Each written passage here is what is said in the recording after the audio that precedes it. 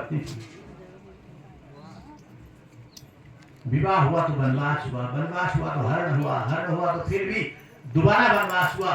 ये कर्म गति है। गुरु कृष्णचंद्र भगवान की जितना दुख उनको हुआ इतना हमको होता है।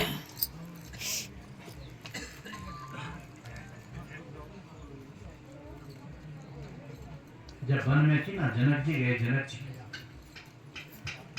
राम जी को मिलने के लिए गए। बोले भरत के मन में क्या है? देखा कि भरत के मन में कुछ नहीं है। भय न भरत भुवन भाई, भरत जैसा भाई संसार में कोई हुआ ही नहीं है। इसलिए आज जनक विदेह राज है, परीक्षा ले रहे बड़ी भाई। जंगल में चले गए, जंगल में जाकर के सीता को देखा।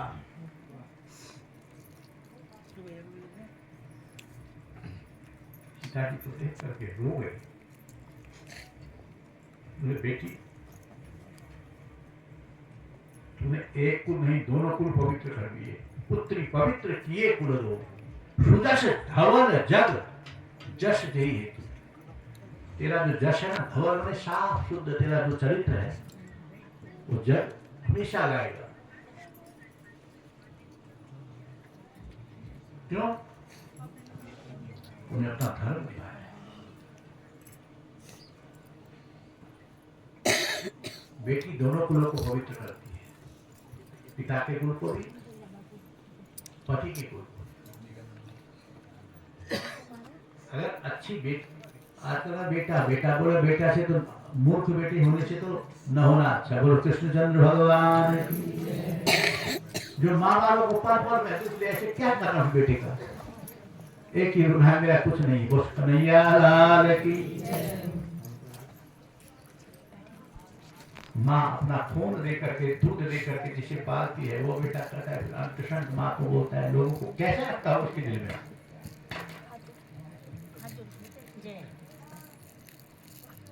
और भागवती भागवत एक शेख थी कोई मूल डाल मारे खुद को खोलने के आधे घंटे तक रात है ना, तो है वो वाले बता। और ब्राह्मण जी मैं इसका आप जरूर से 7 वर्ष में 4 बार लगा। और चोले है वो रात करेंगे गौ का काटियों को पता ना। ये भगवान कितना बड़ा दुख देखो। ये बेटे हैं कलयुग के। हाँ उनका है कि वो बोले जब पीवे हूँ मथा को लड़ रहा है, मगर मुझे पैसे मिले जब नदी नहीं जरूर तब बड़ा हाथ निकालो मेरे को अल्लाह खत्म कर दो। अब मेरे को घर में जाने मना ना घर में, कोई ऐसा नहीं। क्या फायदा ऐसे बेटे का?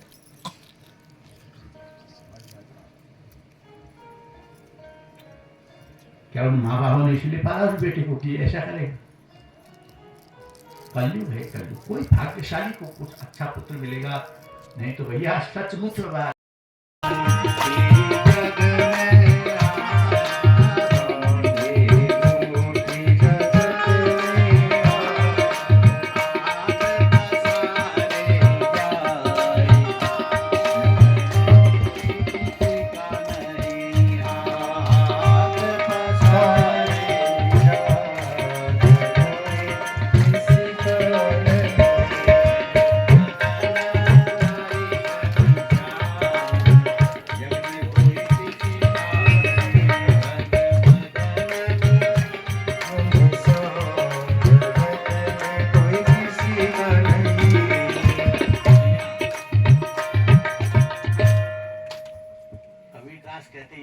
संसार है जैसा सेमल फूल, शिमुआ फूल को तो लाल लाल जब दिखती,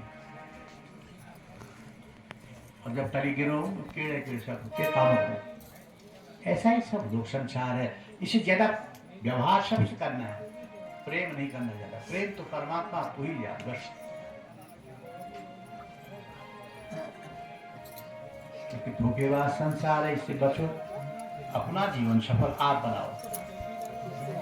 यदि संसार में जीना हो तो राम जी से चरित्र से शिक्षा लो। मर्त्यावतारो हे मर्त शिक्षणम रक्षो विद। वेद कहता है मनुष्य का जन्म इसीलिए लिया, ये मनुष्य संसार में सुख नहीं है, ध्यान रखना। भागे हैं हम लोग सुख के पीछे। सुख मिलेगा, सुख मिलेगा। सुख क्या है?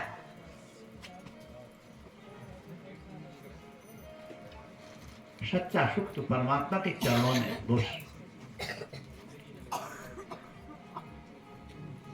आशा विहाय परहित परस्य मिलना, दो काम करना। एक तो किसी का ना भला कर सकते हो, बुरा कोई बात नहीं, भला मत करना, बुरा भी मत करना। दो बातें ध्यान रखना, हम भला नहीं कर सकते तो बुरा भी नहीं कर सकते किसी।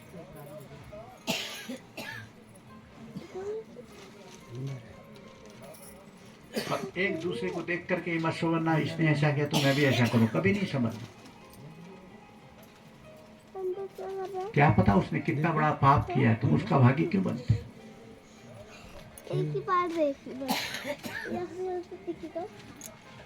इसलिए जो भगवान ने दिया उसमें जो संतुष्ट है उससे बड़ा कोई सुखी नहीं। बोलो कृष्णचंद्र भगवान है कि जो दिया प्रभु तुमने, तेरी बड़ी कृपा, उठा के ना लहंगा को उठा, मेरी मेहनत का फल मुझे मिल रहा है। भैया उसमें संतुष्ट रहना सीखोगे तो सुखी रहोगे, अगर दुखी होगे तो बहुत फिर मुश्किल है। तो भगवान श्री कृष्ण ने राधिका जी को साथ लिया।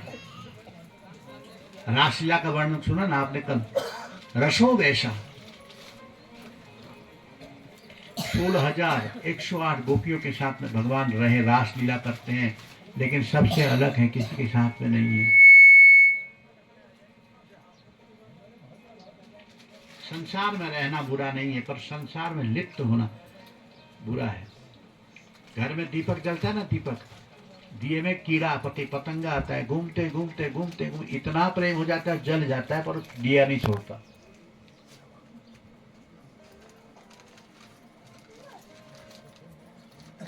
कहीं ऐसा तो नहीं हम अपना अंत करने जा रहे हैं? न पति अपना, न पत्नी अपनी, न भाई अपना, न बहन अपना, सब स्वार्थ की संसार में है। पर हाँ, व्यवहार सबसे करना।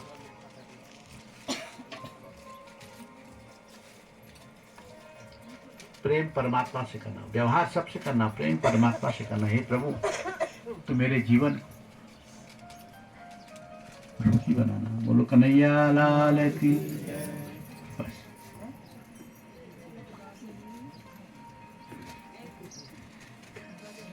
तो रासलीला के अंदर भगवान ने राधा रानी को साथ में लिया, अपने आप चले गए, एक एक कृष्ण एक एक राधा, सबने सोचा भगवान। और राधा जी के साथ में जब चले गए, राधा जी को भी कुछ अभिमान आया, मैं थक गई हूँ। बोले मेरे सिर, मेरे कंधे पे बैठो। जो ही कंधे पे बैठने के लिए राधा जी ने पैर उठाया, भगवान वहां से भी चले गए। क्योंकि अकामो सर्व कामो वा मोक्ष कामो उदारधि। भगवान के अंदर कोई कामना नहीं है। जैसे फूल बनाया ना, कितना सुंदर बनाया, देखो ना, हम कोई ऐसा रंग बना सकता है क्या? कोई पेंटर नहीं बना सकता, कोई संसार का व्यक्ति नहीं बना सकता, और उसने ऐसा ऐसा रंग भरा इनमें। और ये खिलता कहाँ है? ये गुलाब कहाँ खिलता है?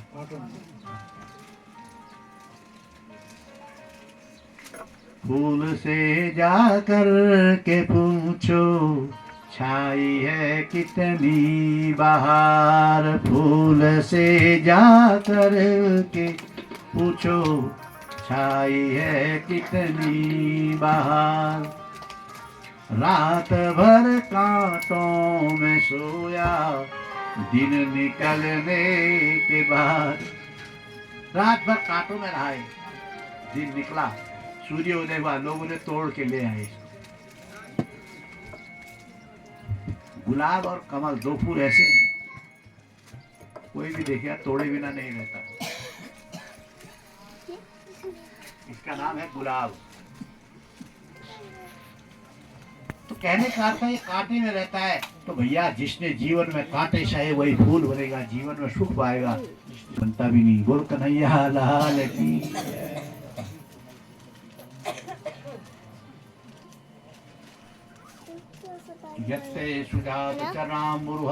भगवान से प्रार्थना करती हैं। ये गोपियां कोई साधारण नहीं है, ये गोपियां कोई औरतें नहीं है, कोई पुरुष नहीं है, क्योंकि नित्य सिद्धा, योग सिद्धा, साधन सिद्धा, वेद की ऋचाएं गोपी बनी। गो नाम है इंद्रियों का। हमारी जितनी इंद्रियां हैं सब गोपियां हैं। गो गोचर जहाँ लगी सब जाई, गो गोचर सब लगी जहाँ, गो गोचर जहाँ लगी सब जाई, गो गोचर जहाँ लगी सब जाई, सो सब माया जाने हूँ भाई, सो सब माया जाने हूँ भाई, गो गोचर जहाँ लगी जग माई, गो गोचर जहाँ लगी जग माई,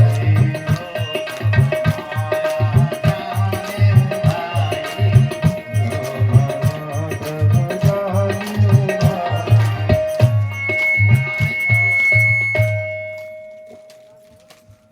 वो नाम है इंद्रियों का। ये इंद्रियां बड़ी खराब है, मन बड़ा खराब है। काम का प्रवेश आंखों से होता है, बोलो क्या?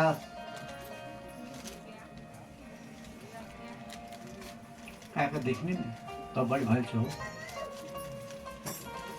तो बड़ भल छो, कैसे बोलते हो के दिखाओ ये कि काम का प्रवेश आंखों से, इन आंखों को संभाल के रखो। मन का उस आंखें अंदर ले जाती है, मन में जाता है और मन कल्पना करता है, फिर वो बिगड़ता है, पाप कराता है। आंखों को संभाल के रखो, मन को संभाल के रखो, एकदम मत पिघलो, मत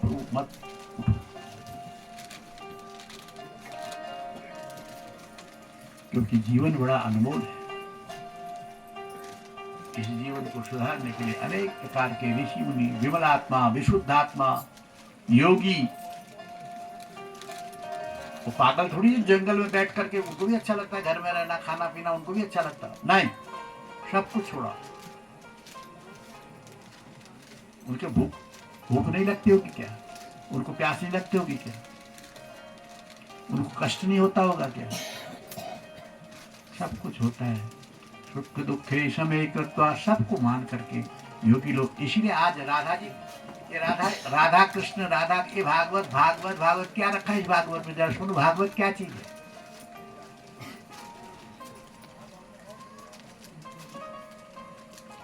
श्रीमद् भागवत, भादीप्तो, भा नाम व्याकरण में भा कहते ज्ञान को। इसमें 4 शब्द हैं, भागवत।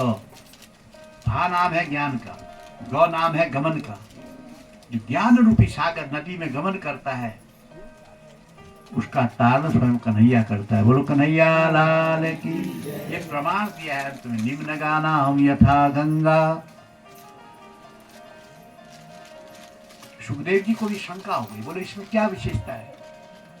बोले नदियां तो बहुत है, लेकिन गंगा जी है। बोलो कन्हैया लाल। जब कभी बद्रीनाथ जाओगे तो बीच में देवप्रयाग की जगह आती है,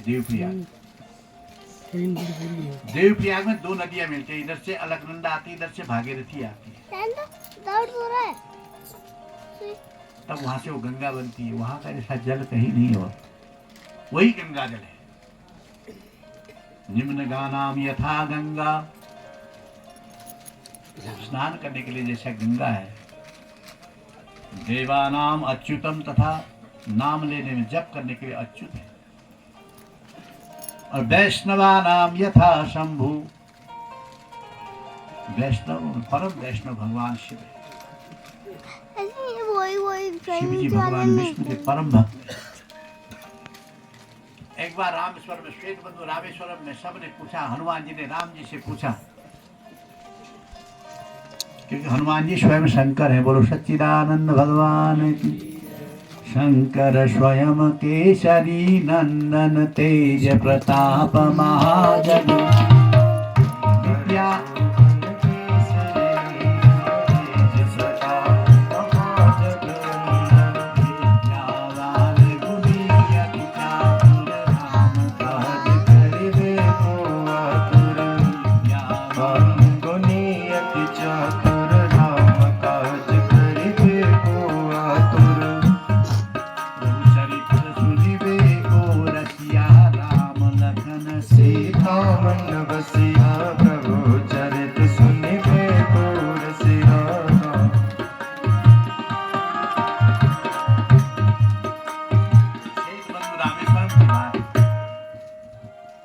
हनुमान जी स्वयं शंकर हैं, स्वयं उनके पास में पूछ रहे आज भगवान से,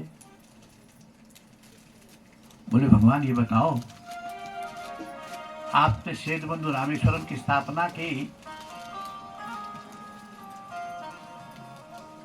और आप शिव की आराधना कर रहे हैं। शिव जी से पूछा, बोले आप किसकी आराधना कर रहे? बोले राम जी की। शिव जी कहते मैंने राम जी की आराधना करता हूँ, राम जी कहते मैंने शिव जी की आराधना करता हूँ। तो बोला कैसे करते हो? यहाँ पर दो समास है, एक षष्ठी तत्पुरुष समास है, एक बहुबरी समास है, दो समास है। रामस्य ईश्वर और रामेश्वर, राम के जो ईश्वर है भगवान शिव हैं, वो रामेश्वर हैं, और रामस्य ईश्वर और रामेश्वर बहुबरी समास है, राम जिसके ईश्वर है वो रामेश्वर है। तो कोई भेद नहीं किसी में, चाहे राम जी का नाम लो, चाहे शिव जी का नाम लो, चाहे माता का नाम लो, पर लो।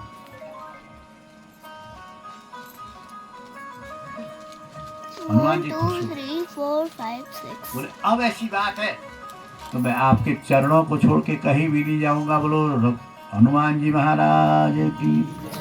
आज भी हनुमान जी कहीं न कहीं कुछ न कुछ जहां भी कथा होती है बूढ़े बन के आते हैं।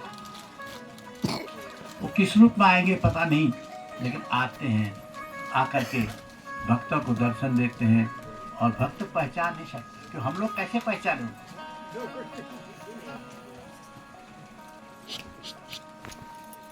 वो कृपा करे तभी पहचान सकते, बिना उनकी कृपा के हम नहीं पहचान सकते। स्वयं भगवान को हनुमान जी गोस्वामी तुलसीदास नहीं पहचान सके, जिन्होंने रामचरितमानस लिखा। चित्र भगवान को बताने वाला दो हैं, या गुरु है या संत है। बोलो कन्हैया लाल की। या गुरु भगवान को मिला सकता है या संत भगवान को मिला सकता है।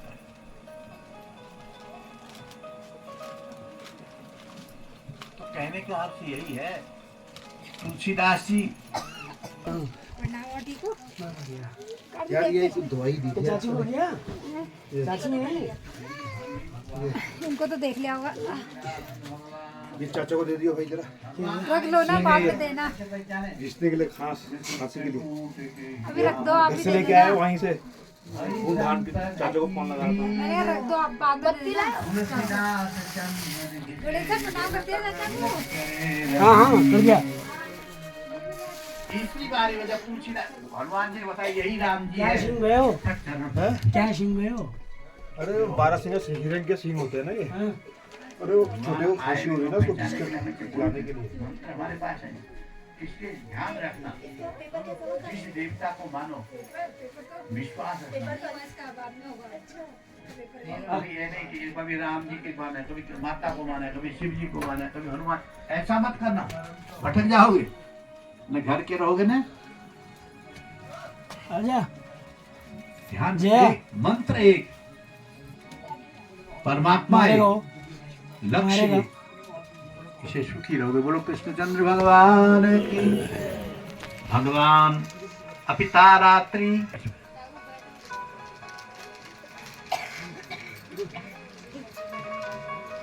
क्योंकि ये रस हमको पता नहीं चले, सांसारिक लोगों क्या पता होगा।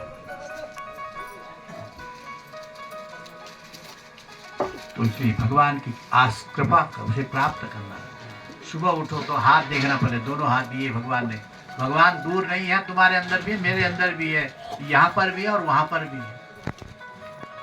ईशावास्यमिदं सर्वं यत्किंचित् जगत्यां जगत् तेन त्यक्तेन भुञ्जीता मा गृधः कश्चिद्घ्नं।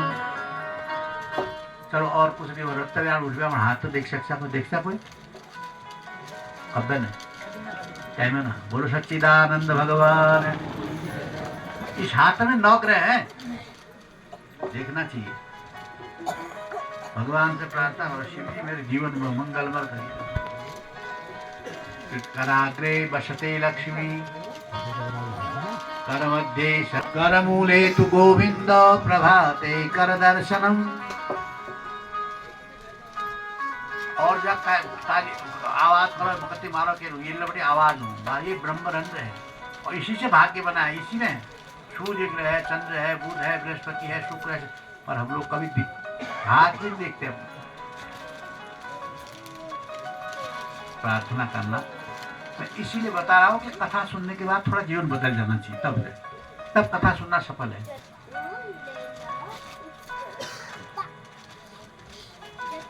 अपने हाथ देखना, भगवान को प्रणाम करना, प्रभु मैं बड़ा कृतज्ञ हूँ, तूने इतना सुंदर शरीर दिया तो मैंने कभी तुझे याद ही नहीं किया, माफ करना। मेरा दिन मंगलमय हो, मेरा परिवार मंगलमय हो, मेरा सब कुछ मंगलमय हो।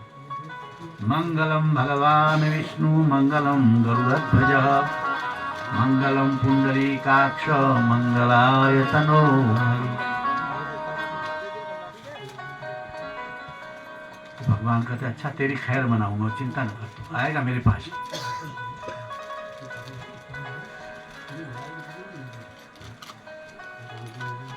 क्योंकि मम गुण गावत पुलक शरीरा, मम गुण गावत पुलक शरीरा, मम गुण गावत पुलक शरीरा।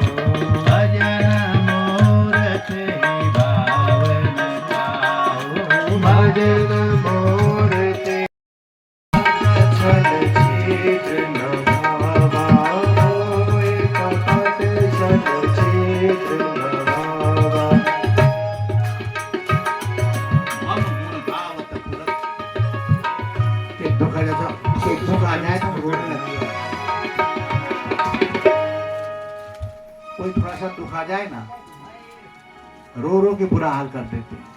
और कोई भगवान के लिए भी रोया क्या कभी? रोते हो कभी क्या? रोना चाहिए। गुरु कन्हैया लाल की। जब बहुत दुख आ जाए तो उसके सामने रोना। तुम मेरी, हाथ जोड़ा, तुम मेरी राखो लाज हरी, तुम मेरी राखो, कि तुम मेरी राखो लाज हरी, तुम मेरी राखो लाज हरी, तुम मेरी राखो लाज हरी, राखो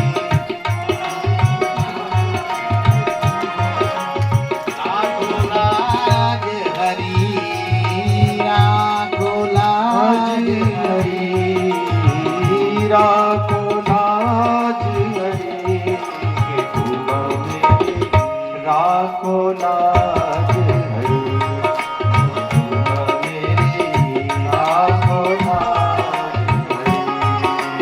तुम मेरी लाज हरी, तुम मेरी राखो लाज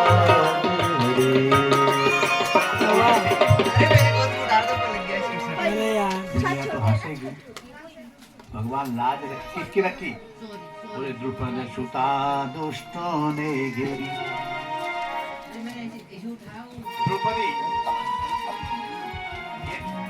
द्रौपदी का ज्येष्ठ जमुना का जन्म हुआ अग्नि से, हाँ, आग में से। माँ के गर्भ से नहीं पैदा हुआ। जिस समय महाभारत का युद्ध हुआ,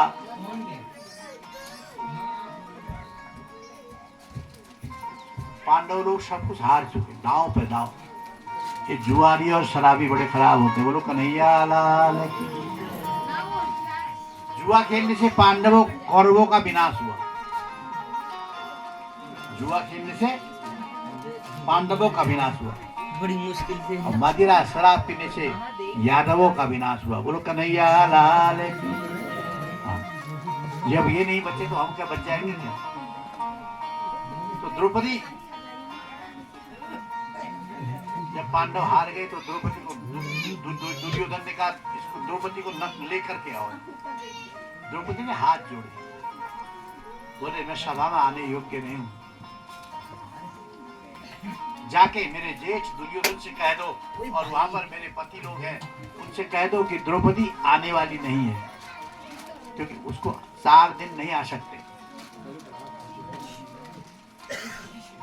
दूत ने जाकर के कहा महाराज द्रौपदी कहते हैं 4 दिन तक नहीं आ सकती।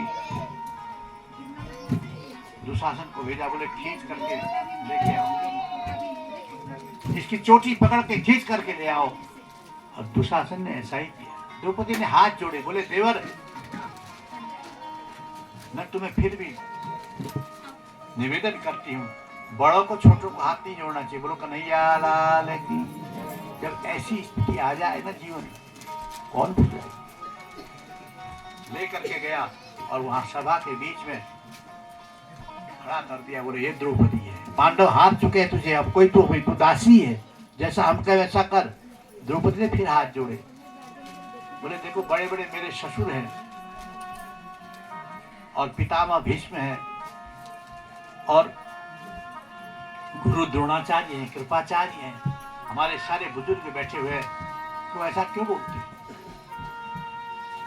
बोले कुछ भी हो, बोले हमारे ससुर है ज्येष्ठ धृतराष्ट्र।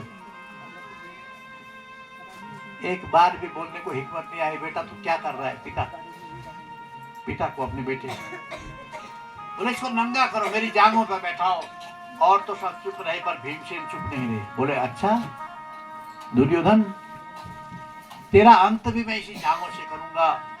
द्रौपदी को खींच करके जैसे लगने लगे, वस्त्र खींचते, साड़ी खींचने लगा दुशासन, तो द्रौपदी ने यही बोला, तुम मेरी राखो लाज हरी, तुम मेरी, ओ अब मेरी राखो लाज हरी, अब मेरी राखो लाज हरी, अब मेरी राखो लाज हरी, अब मेरी राखो लाज हरी। अपबल तपबल बाहुबल, अपबल तपबल बाहुबल, चौथो बल है दाम, चौथो बल है धाम। कहत कबीर सुनो भाई साधो, कहत कबीर सुनो भाई साधो, हारे को हरि नाम, मेरी राघो लाज हरी, राघो मेरी लाज हरी, राघो मेरी राघो लाज हरी, राघो मेरी राघो लाज हरी। दुशासन हार गया, 100,000 हाथियों के बराबर बल था उसका। बस खींच रहा है, बस पसीना पसीना हो गया है, और द्वारिकाधीश वस्त्र रूप में बन गई। बोलो द्वारिकाधीश भगवान की। एक बार की बात है, महाभारत के प्रसंग आया है। इस द्रौपदी ने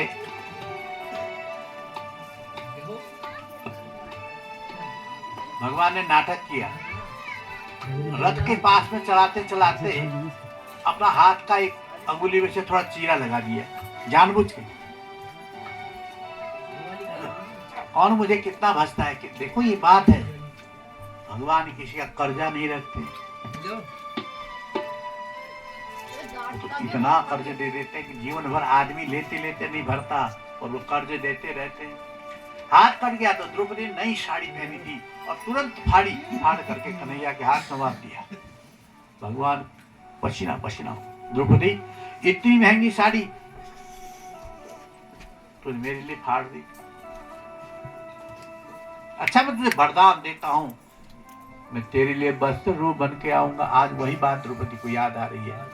तुम मेरी राखो लाज हरी, अब मेरी राखो लाज हरी, अब मेरी राखो लाज हरी, अब मेरी राखो लाज हरी। और प्रकट होकर के साड़ी का रूप धारण कर दिया। अब तो दुशासन हार गया, बोले अब तो मेरे बस की बात है ही नहीं। बोले क्या हुआ? बोले साड़ी ही की नारी है कि नारी ही की साड़ी है? ये नारी की साड़ी है कि साड़ी की नारी है? मुझे समझ नहीं आया।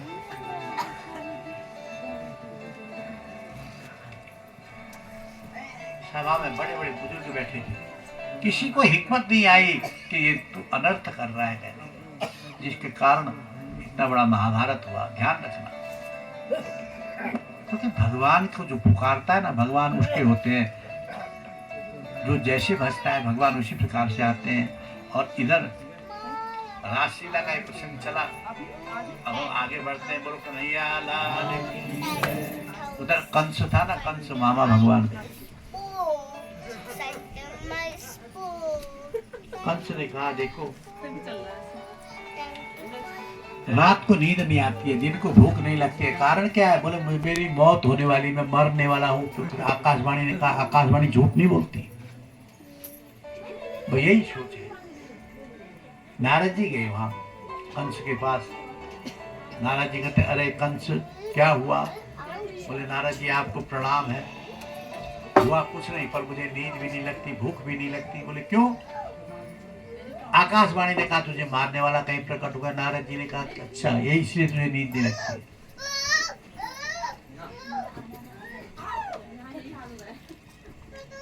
बोले हाँ महाराज इसलिए नींद नहीं लगती। तेरा काल तो है निकट, पर तू सावधान नहीं है। बोलो कृष्णचंद्र भगवान। कंस को और नींद नहीं आई और रात में गया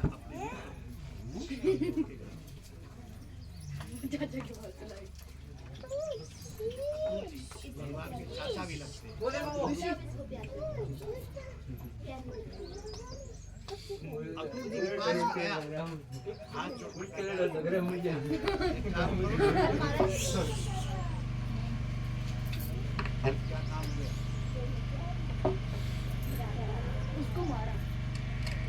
क्योंकि मथुरा में श्री कृष्ण और बलराम 11 साल के हुए हैं। ये भगवान की लीला है। 11 साल मथुरा की लीला और 24 साल मथुरा की लीला, 11 साल ब्रज की लीला, 100 साल द्वारिका की लीला। ये भगवान ने लीला की है। बोलो कृष्णचंद्र भगवान की। तो मथुरा की 11 साल की जब लीला पूरी हो गई, नारद जी भगवान के पास गए। बोले भगवान आपने क्या देव की जेल में बंद है और उस कंस ने दुख दिया है, आप उनको क्यों नहीं मुक्त कराते हैं? भगवान कह लगे नारद जी आपने कह दिया तो मेरे माता पिता मुक्त होंगे, मैं प्रतिज्ञा करता हूँ, लेकिन क्या करूँ?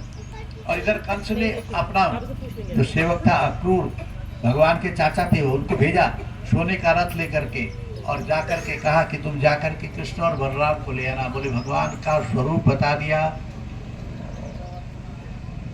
बोले भगवान कैसे है? बोले उनके घुंघराले बाल है, वैजंती की माला पहनते हैं, कानों में कुंडल है और बंसी बजाते हैं और ऐसा सुंदर स्वरूप है कि श्याम सुंदर, श्याम है और सुंदर भी है, इसलिए तुम उनको लेकर के आना। बता दिया। अक्रूर कहते अरे ये 3 हत्या बड़ी खराब है भैया, ध्यान रखना। एक तो जो बाल हत्या है सबसे बड़ा पाप है, बच्चों को मारना। स्त्री हत्या, जो लोग समझते हैं कि ना मैं अपनी घरवाली को बलपूर्वक मार करके इसे काम लूंगा, वो भी महापाप है। बाल हत्या, स्त्री हत्या, गौ हत्या, ब्रह्म हत्या, ये हत्याएं कभी पाप से मुक्ति नहीं होती। इसलिए आत्महत्या कभी नहीं करनी चाहिए, बाल हत्या कभी नहीं करनी चाहिए। सब अपने अपना प्रारब्ध लेके आते हैं, ये बात पहले सोच लेनी चाहिए। बोलो कन्हैया लाल की। नर समान, इनका कोई प्रायश्चित भी नहीं है।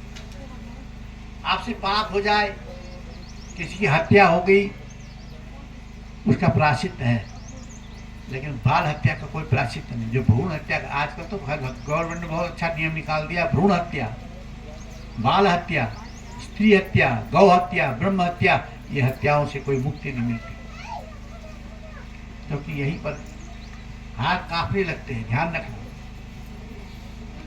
महापाप है,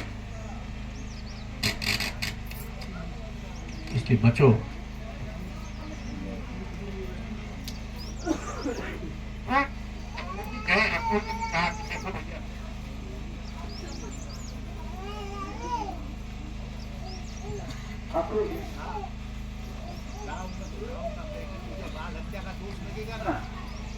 बालक को मारना सबसे बड़ा पाप है। भगवान 11 साल की, इनको अभी बालक है, ये बाल हत्या करना चाहता है। बोले महाराज ये काम किसी और को दे दो ना, कृपा करके, मैं नहीं कर सकता इसको। बोले खबरदार, मैं राजा हूँ, राजा की आज्ञा का उल्लंघन करेगा, सिर काट के 2 कर दूँ।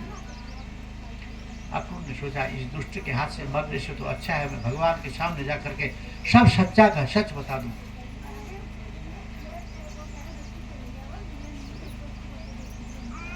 सोने के रथ में जा गए। गांव में जब सोने का रथ आया तो सब लोग देख करके विचित्र से उसकी ओर देखते, बोले कहाँ से आया ये रथ?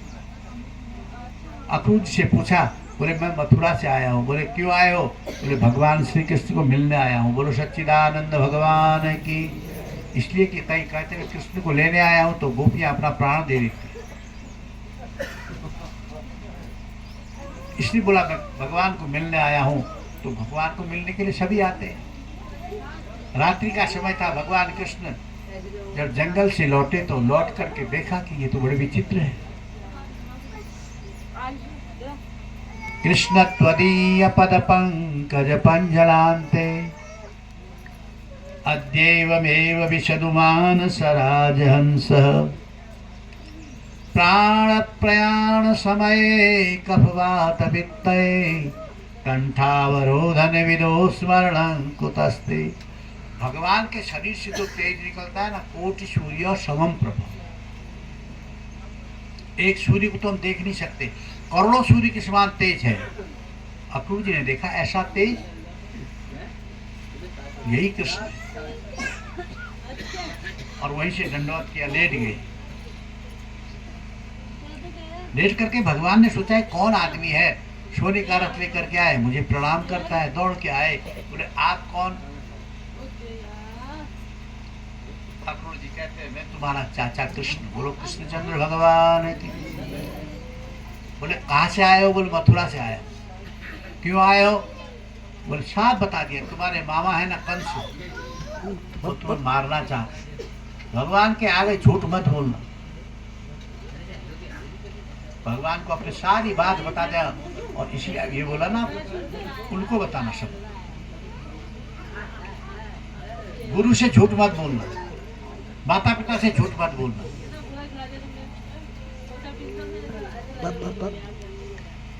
आराम से पकड़ के गुरु क्या करता है? बोले उस झूठ का उपाय बताता है। माता पिता भी उपाय बताते हैं, और भगवान के आगे रोते हो तो उससे भी उपाय बताते हैं। आदि अंत को जासु न पावा, मति अनुरूप निगम गावा। जहां पर वो हार जाते हैं ना, हार, वहां पर भगवान से थोड़ी देर बैठ करके उसका लंबी श्वास लेना। अब बताओ, फिर पूछना भगवान मैं करूं क्या करूं? तुम्हारे मन में कोई विचार आएगा, जरूर आएगा, तो उस समय भगवान से पूछना, प्रभु अब मुझे क्या आज्ञा है, मैं क्या करूं।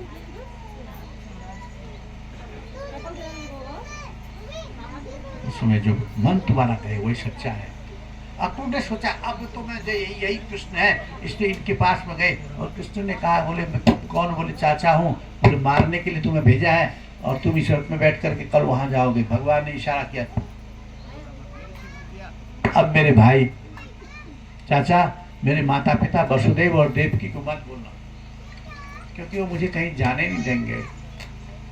ब्रज की गोपियां मुझे जाने नहीं देंगी, इसलिए आप कृपा करके मुझे मथुरा मंडल में जाने के लिए मत कहना। बोले मैं अपने ढंग से कहूंगा। बोले क्या कहूंगा?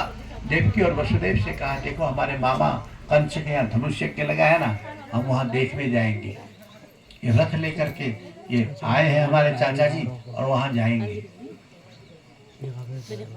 भगवान बहुत चतुर है बोलने से। देवकी और वसुदेव जी ने कहा जाओ, पर देवकी ने कहा नहीं, वहां मत जाओ। माता अपने बेटे को नहीं छोड़ सकती है। मैंने तुम्हें कन्हैया बहुत कुछ तुम्हारे लिए किया है, अब मैं मांगती हूँ, तुम दोगे क्या? कन्हैया कहते क्या चाहिए? बोले देखो, मत जा मत जा मत जा रे मथुरा, और रे कन्हैया मत जा मथुरा। कि मथुरा जो नगरी है, यहाँ क्रूरों की राजधानी है, तुम वहां मत जाओ। समझाया। भगवान कहते कल गया परसों आया। बोलो कन्हैया लाल की। परसों कभी नहीं गया, लौट के गए नहीं। और स्वयं ग्वाल वालों के साथ में मथुरा मंडल में प्रवेश करते हैं, तो वहां क्या देखा? बड़ी बड़ी अट्टालियां हैं, बड़े बड़े भवन हैं मथुरा के। इस चकाचौंध के कारण तो हमारा पहाड़ खत्म हो गया। बोलो कन्हैया लाल की। बोले छोड़ो घर बार, हल्द्वानी रुद्रपुर। अरे भैया जो जैनी उन तो पूछो तो कैसे रहे हाथ दोबारा, उनसे पूछो तो कैसे रहो तुम। अरे यहाँ इतना तो मच्छर, एक मच्छर तो नहीं खा रहा है, वहां तो दिन में भी तुम नहीं बैठ सकते, 50 मच्छर खा देते अभी तक। बड़ी हूँ तुम स्वर्ग में बैठे हो, ध्यान रखना। हाँ, जननी जन्म भूमिश्च स्वर्गादपि गरीयसी। ये जननी है हमारी माँ, स्वर्ग से भी बड़ी है, पर मानना, ध्यान रखना। भैया जाओ बड़ी से कमाओ धमाओ, पर आया यही हो, छुट्टियां हैं। और नहीं तो 3 महीने जरूर होते हैं, मई जून और जुलाई। जब जुलाई में जब गर्मी पड़ती है ना, तो उससे भी क्या होता है, सारा शरीर पसीना पसीना होता है। यहाँ कोई पता नहीं चलता।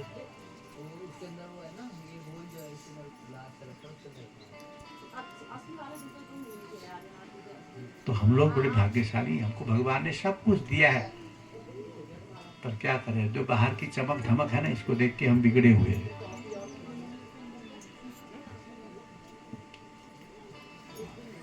इसी मन को समझाना। काम यहाँ भी बहुत है, करने वालों के लिए कहीं कमी नहीं है। यहाँ भी कमी नहीं, वहाँ भी। वहाँ क्या बिना करे मिल जाता है क्या? 8 घंटे जब कर काम करो का ख्याल गर्मी में। अरे यहाँ आधा घंटा भी, 5 घंटा भी काम करो, 1 घंटा अपना हवा तो खाओगे। ये विलक्षण लीला है। तो ऐसा ही बाहर के जो चकाचौंध है, इसको देख करके अपना नहीं घबराना, मन को नहीं छोड़ना। तो कन्हैया कहते जब मथुरा में गए, भगवान तो जानते हैं कि सब मम कृत सब मम उपजाया, ये सब मेरा बनाया हुआ है। लव निवेश महभूत निकाया, रसी जास अनुशासन माया। मेरे अनुशासन में ब्रह्मांड का निर्माण हुआ है। भगवान तो कुछ चकित हुए, देखते हैं इधर उधर। और गोप वालों को बड़ा विचित्र लगा, बोले काशी आ गए मथुरा में। मथुरा मंडल को देख करके एक इधर भागने लगा, एक इधर। भगवान ने कहा भागो मत भैया, यहाँ बड़े सत्ताई है, ये गांव नहीं है। गांव में तो जो मर्जी जहाँ भाग जाएगा, शहरों में भागोगे तो क्या होगा, या तो एक्सीडेंट हो जाएगा या पकड़े जाओगे। बोलो कन्हैया लाल की। पुलिस वाले चल अंदर, कहाँ से आया?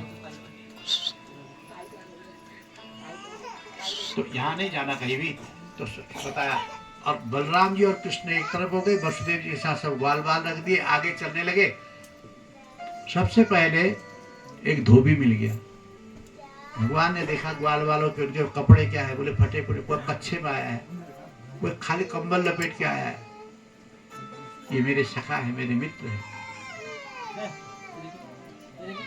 इन्होंने मेरे लिए सब कुछ परित्याग किया है और इनकी मुझे रक्षा करनी चाहिए। धोबी से कहा भैया तेरे पास बड़े भारी कपड़े हैं, दे दो ना, दो चार, एक दो 5-7 हमारे ग्वाले हैं, उनको दे दो। धोबी ने कहा खबरदार, ये राजा के कपड़े हैं, मांगने से कपड़े मिलेंगे क्या? अंदर करा दूंगा। भगवान ने कहा मैं तुझे अंदर जाने लायक छोड़ूंगा तब तो करेगा। एक मुट्ठी मारी सिर पे, धोबी के तो प्राण हो गए। बोलो कृष्णचंद्र भगवान की। आगे निकले, कपड़े ग्वाल वालों से कहा जो कपड़े मिले वो पहन लो। अब बड़ों के कपड़े छोटों के लिए कैसे होते हैं? बड़ों के कपड़े छोटे पहनेंगे तो लमझम घसीटते हुए जा रहे हैं। भगवान का ये भी ठीक नहीं हुआ। मेरे सखा है, मेरे मित्र है। एक दर्जी मिल गया, दर्जी से कहा भैया जरा ऐसा करना, इस पर इनको फिट बना दे, फिट फॉट कपड़े अच्छे लगते। दर्जी ने भगवान की ओर देखा, त्रिभुवन कमनम तमाल वर्णम रविकर गौरवराम्बरम दधाने। लोग तो मैंने बहुत देखे पर ऐसा स्वरूप वाला कोई नहीं देखा। ये कौन है? लगता है कि त्रिभुवनपति है। दर्जी ने कहा महाराज आप जैसा कोई, जल्दी कैंची से काटा और फटाफट सिलाई मारी। बोलो पहनो। भगवान कहते तेरा कल्याण हो। बोलो कन्हैया लाल की। आशीर्वाद देके चले गए। आगे गए, एक कुबड़ी मिली। कुबड़ी वो 8 तरह से टेढ़ी थी, पर चंदन घिसना बड़ा उसको अच्छा आता था। चंदन घिसती थी वो कंस के लिए। यलेपो अनुकर्मणा। जाते जाते भगवान ने देखा कि सुगंधित चंदन है, उसको आवाज लगाई, ओ सुंदरी तुम कौन हो? जब उसने पीछे को देखा सो कोई मेरी मजाक कर रहा है। लोग कुबड़ी बुढ़िया ऐसा कहते थे। भगवान ने कहा सुंदरी, तो कहा कि ये कौन है? मैं सुंदरी तो हूं नहीं, आज तक से टेढ़ी हूं, मेरी मजाक करने वाला कौन है? भगवान ने देखा, बोले मैं ही तुम्हें सुंदरी कहता हूं, क्या चंदन हमें लगा दोगे क्या?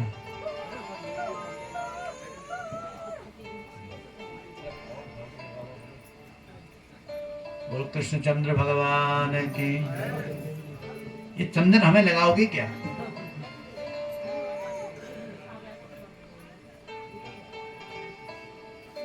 उसने कहा कि आप कौन है? बोले मैं कोई हूं नहीं, मेरा नाम कृष्ण है। ये अच्छा लगा मुझे। त्रिविक्रमा इस चंदन के योग्य तो आप ही हो। भगवान के मस्तक से चंदन लगाया। चंदन और बंधन,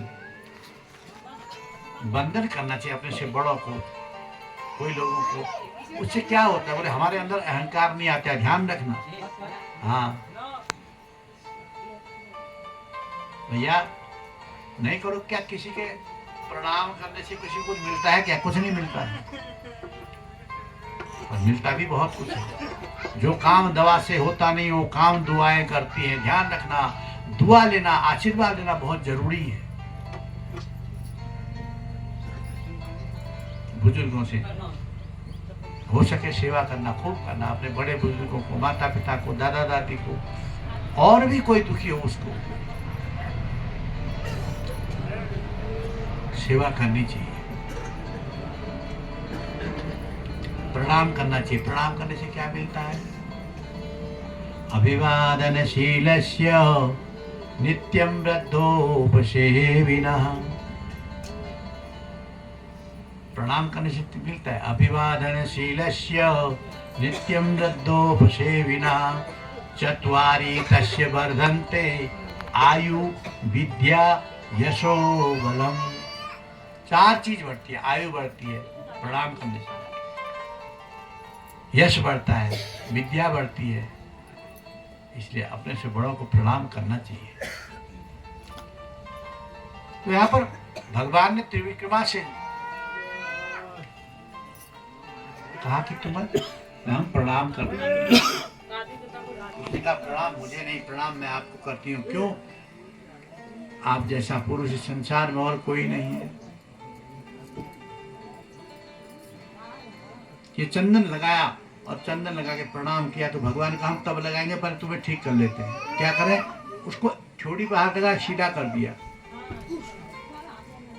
ये बुढ़िया आज 16 साल की जब इसकी अवस्था हो गई तो भगवान के चरणों में सिर झुकाती है, हाथ जोड़ते, भगवान आप जैसा दयालु कोई नहीं। अब तो ये शरीर भी आपका है। भगवान कहते ज्यादा नहीं बोलो, तुम ठीक हो गई, अपने घर चले जाओ और मेरा चिंतन करना, मैं एक दिन तुम्हारे पास जरूर आऊंगा। बोलो कृष्णचंद्र भगवान की। मुझे मामा के यज्ञ में जाना, धनुष यज्ञ केवल भगवान चलते हैं। धनुष यज्ञ में सबसे पहले एक हाथी खड़ा किया, उसको शराब पिला दी गई, मदिरा पिलाई गई। महावत से कहा अगर वो आए तो इसके पैरों के नीचे कुचला के मार डालना। कृष्ण बलराम को जब हाथी ने देखा तो हाथी भी स्तब्ध रह गया। हाथी ने महावत ने घुमाया मारने के लिए, हाथी ने सूंड से उठाया, पीठ पे बैठा दिया और कंस को पता लगा, बोले इसको महावत को ले आओ, बोले सजाए मौत, मारो इसको। बोले मैंने तुझे क्या कहा था? कंस ने महावत ने हाथ जोड़े, महाराज पता नहीं हाथी ने क्या किया, और उठा के इसने पीठ पर रख दिया। अब कंस कहता है आगे जाके चाणूर और मुष्टिक दो पहलवान है उनको भेजो। कुश्ती का नियम रखा है, कुश्ती। उनसे कहा कि अगर कृष्ण और बलराम यहाँ आए उनको मार डालना। मारने का बहुत प्रयत्न करता है। तो दोनों चले गए। चाणूक और मुष्टिक ने दोनों हाथ मिलाए, बोले भैया हम जानते हैं आप कृष्ण और बलराम हैं। भगवान ने कहा हाँ, तो पहले अंदर तब जाओगे, हमसे कुश्ती करो। भगवान ने बलराम जी को इशारा किया, बोले कल्याण नहीं है, ये अंदर जाने नहीं देंगे, करो। बलराम जी ने चाणूक को, भगवान ने मुष्टिक को, दोनों के साथ हाथ मिलाए, युद्ध होने लगा। और जब छोटे छोटे बच्चों ने बड़े बड़े पहलवानों को चित कर दिया, गिरा दिया, लोग ताली बजाने लगे, नगाड़े बजाने लगे, कंस घबरा गया, बोले अच्छा नहीं हुआ। बोलो कन्हैया लाल की, ये अच्छा नहीं हुआ। मेरे राज्य में रह के मेरे शत्रुओं की जय जयकार करने वाले, बंद करो। किसी ने सुना नहीं। भगवान ने कहा चिंता मत करो, मैं अभी आ रहा हूँ। और भगवान कूद करके सीधे कंस के सिंहासन पर गए। सबसे पहले राज मुकुट को नीचे रखा, क्योंकि ये राज मुकुट था।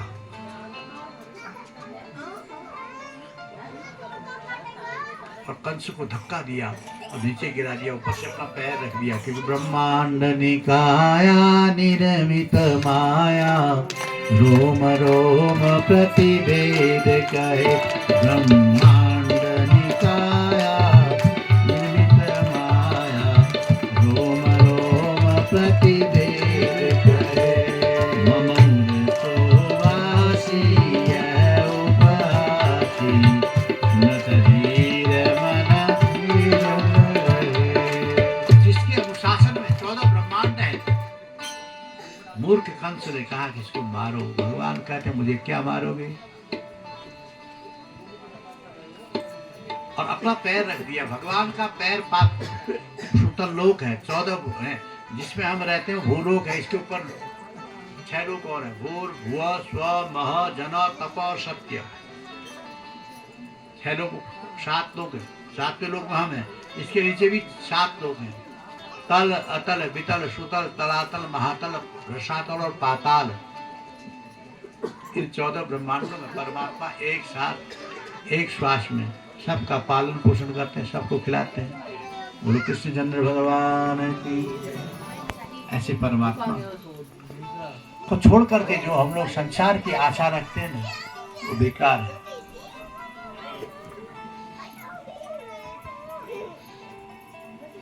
तो कहने का अर्थ है, छाती में पैर रखा, इतना भार पड़ गया, कंस के प्राण उड़ गए। थोड़ी देर में जब प्राण चले गए, अस्थि प्राप्ति कंसस्य महिषीर भर्तर्षभ। दो पत्नियां हैं कंस की, एक अस्थि, दूसरी प्राप्ति। जरासंध राजा की पुत्री है। उन्होंने कहा, कन्हैया तुम कृष्ण क्या समझते हो, हम तुम्हारे शासन में रहेंगे क्या? हमारे पिता मगधराज जरासंध इतने बलवान है कि तुम्हें वो 2 मिनट में ही खत्म कर देंगे। बोलो कृष्णचंद्र भगवान है कि भगवान ने हाथ जोड़े, मैंने नहीं मारा इनको, इनके कर्मों ने इनको मारा, क्योंकि हमें मारने के लिए इन्होंने प्रयत्न किए, अनेक प्रयत्न, और इसलिए इनको ये गति हुई है। आज भगवान ने अपनी मामियों को समझाया, और समझा करके स्वयं सबसे पहले नाना जो उग्रसेन थे ना, कंस ने अपने पिता को भी नहीं छोड़ा था, क्योंकि दुर्जन व्यक्ति पहले भी थे और आज भी है, अभी भी है, हर समय थे। ये पकड़ करके जेल में रख दिया। क्या?